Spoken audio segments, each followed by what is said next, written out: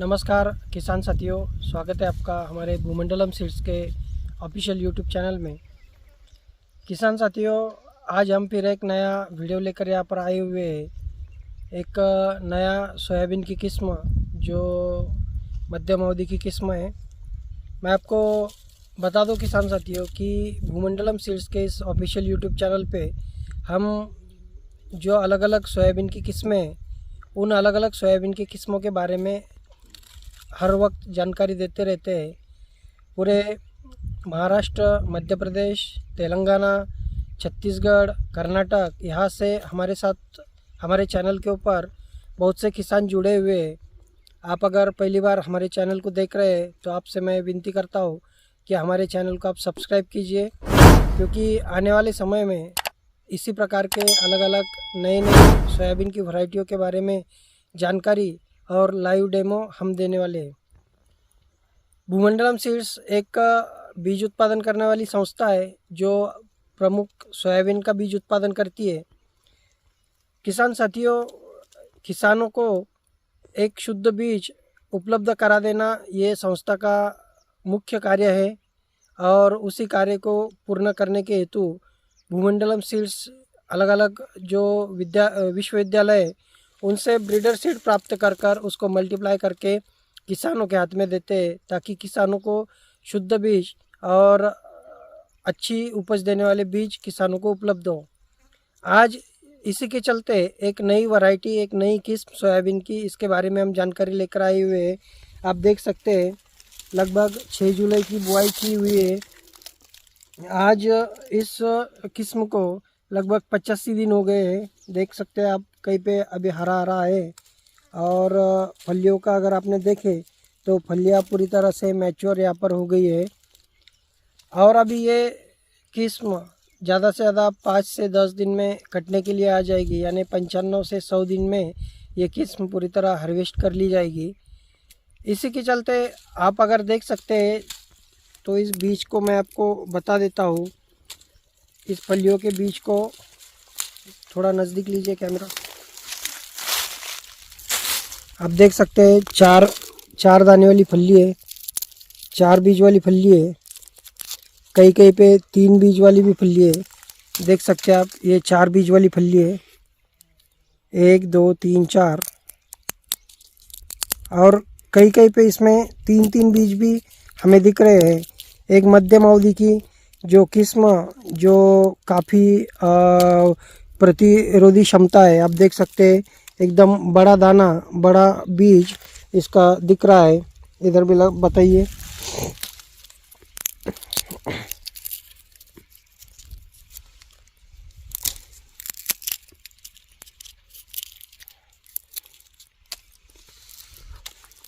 आप देख सकते हैं बीज एकदम चमकीला, बोल्ड और अट्रैक्टिव सीड यहाँ पर भूमंडलम सीड्स द्वारा इसका उपज ली जा रही है, निर्माण किया जा रहा है। ये जो बीज है ये ब्रीडर सीड से बना हुआ है। ब्रीडर सीड से बना हुआ ये फाउंडेशन स्टेज का बीज है, और किसानों को इसी स्टेज के जो बीज रहते हैं ये शुद्ध बीज देने का कार्य भूमंडलम सीड्स ये संस्था पिछले 4 सालों से कर रही है।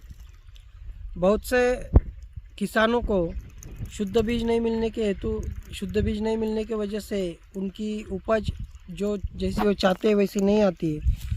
मगर भूमंडलम सीड्स द्वारा इसी प्रकार ब्रीडर सीड से फाउंडेशन सीड्स बनाकर, फाउंडेशन बीज बनाकर किसानों को दिया जाता है, ताकि किसानों को एक अच्छा और दर्जेदार बीज मिले, ताकि उनकी उपज बहुत बढ़िया हो।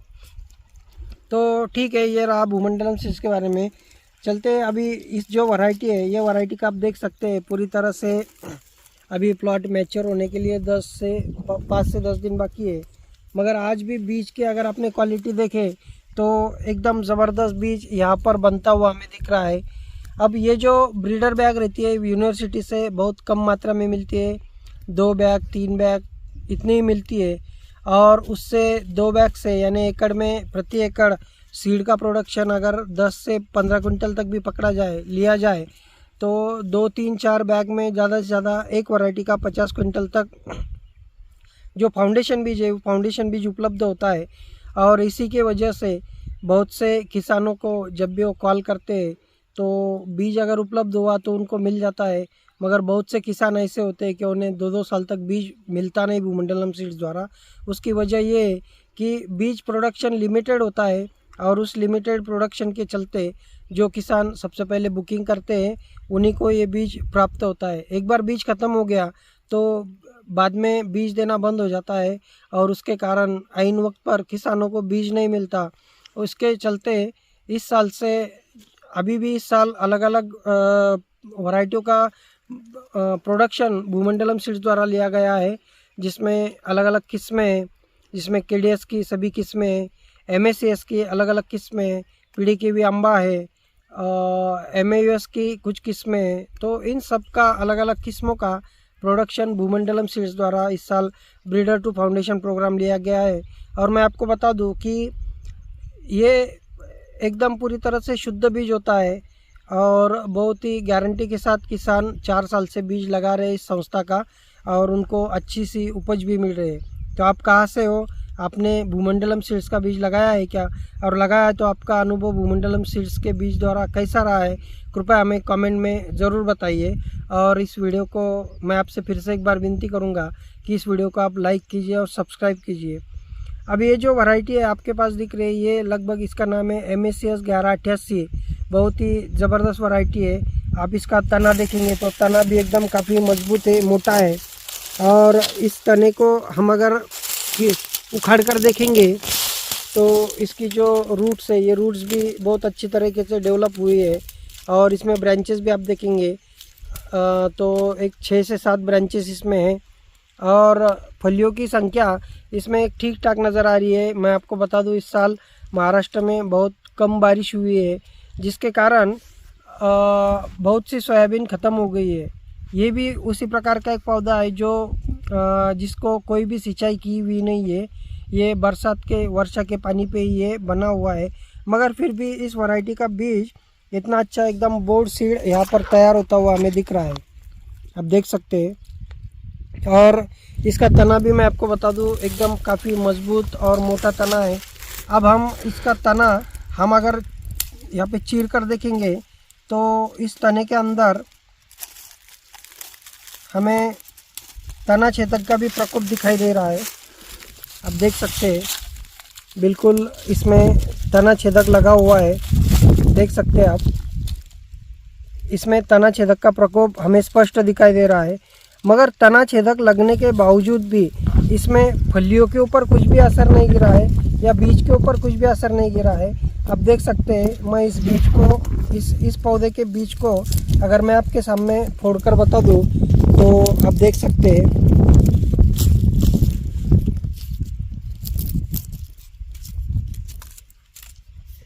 देखिए बिल्कुल बीज वैसे ही एकदम बिल्कुल मोटा दाना बना हुआ है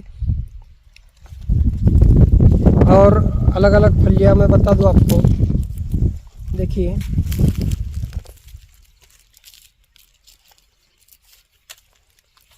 फिर भी बीज एकदम बोल्ड है, एकदम मोटा बीज यहाँ पे बना हुआ है। तो ये सब बताने की वजह क्या है असल में कि आप देख सकते हैं कि बहुत से जगह पे तना छेदक यानी खोड़ कीड़े का अटैक बहुत से वैरायटियों पर होता है और उस वैरायटियों पे खोड़ कीड़े का अटैक हो गया तो वो वैरायटियाँ मैच्योर होने से पहले सूख जाती है, पीली पड़ जाती है और उसके जो रूट जोन है, उसकी जो नीचे की जो मूलिया है उसमें फंगस लग जाता है और पौधा कुछ भी उपज दे नहीं पाता। मगर ये वैरायटी अपने आप में एक मिरेकल है। इसमें तना छेदक लगने के बाद भी इसके ऊपर अच्छा खासा जो बीज है इसका, ये बीज मैच्योर हुआ है, बीज एकदम मोटा हुआ है, आप देख सकते हैं। तो ये जो वैरायटी है, इस वैरायटी के ऊपर हमें आज भी किसी प्रकार का तना छेदक का कोई प्रकोप होने के बावजूद भी उसका कोई भी असर इसके ऊपर दिख नहीं रहा है। यानी ये जो समस्या है, तना छेदक की जो समस्या है, पूरे भारत में अलग अलग जगहों पर अलग अलग प्रकार के वैरायटियों के ऊपर ये समस्या दिखती है। मगर तना छेदक होने के बाद में कुछ वैरायटियाँ जो रहती है वो पीली पड़ जाती है और उसका इतना एवरेज दे नहीं पाता। तो मैं उस सब क्षेत्र के किसानों से एक निवेदन करूंगा कि आपके एरिया में अगर तना छेदक का प्रकोप ज़्यादा है तो आप इस वैरायटी को आपके एरिया में लगाइए, जो कि तना छेदक की वजह से इसके ऊपर, इसके प्रोडक्शन के ऊपर कोई भी असर नहीं पड़ेगा। और ये एकदम अच्छा बोल्ड सीड, एकदम गोल बीज बनता है और बहुत ज़बरदस्त एकदम अट्रैक्टिव सीड होने की वजह से जिसकी बाज़ार में भी बहुत अच्छी कीमत आ सकती है।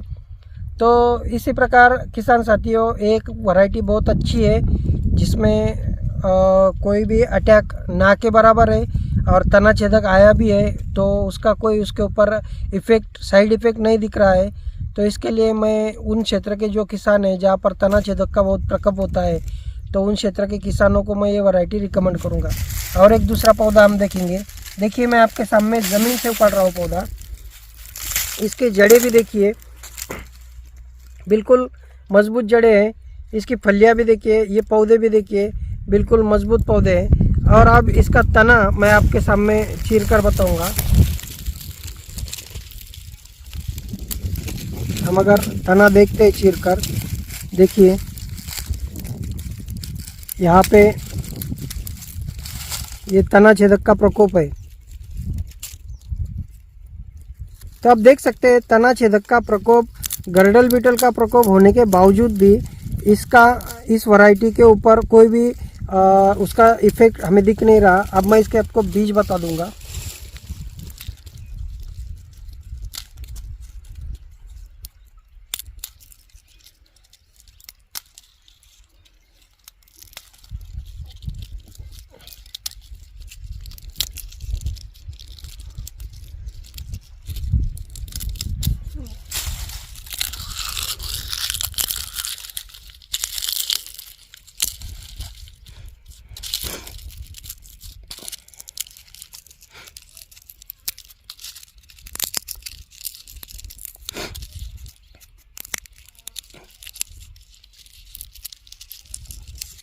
देखिए, बिल्कुल बहुत बार हम देखते हैं कि तना छेदक होने की वजह से फलियाँ पूरी तरह से भर नहीं पाती और जो बीज है वो बीज चिपके हुए रह जाते हैं।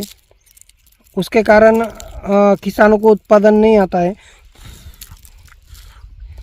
आप देख सकते हैं एकदम बीज बिल्कुल मोटा और चमकदार बीज इसमें तैयार हुआ वाला है।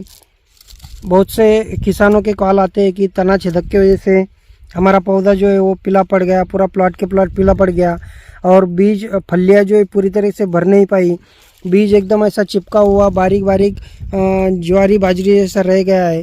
तो इसमें तना छेदक का प्रकोप होने के बावजूद भी आप देख सकते हैं इसका प्रोडक्शन के ऊपर कोई भी इफ़ेक्ट नहीं पड़ रहा है, प्रोडक्शन के ऊपर कोई भी असर इसका नहीं है। अब जिस क्षेत्र में तना छेदक नहीं आता है उस क्षेत्र में ये वैरायटी तो एकदम कमाल की है।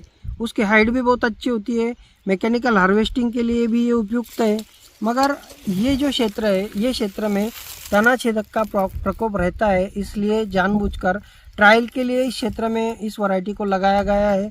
और तना छेदक नहीं आना चाहिए या तना छेदक के लिए जो प्रिकॉशन लेना चाहिए वो भी प्रिकॉशन इसके ऊपर नहीं लिए गए हैं।